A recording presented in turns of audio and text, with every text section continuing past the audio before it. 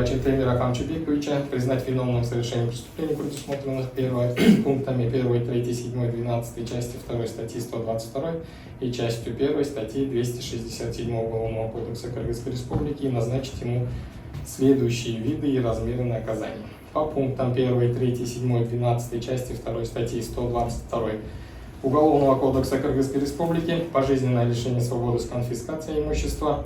По части 1 статьи 267 Уголовного кодекса Кыргызской Республики штраф в размере 800 расчетных показателей, то есть 80 тысяч сомовый доход государства.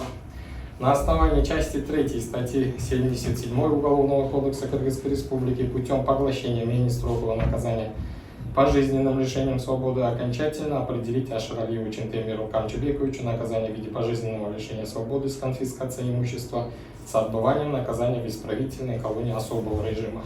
Срок отбывания наказания Ашаралиева Чентемира Камчебековича исчислять с 17 февраля 2023 года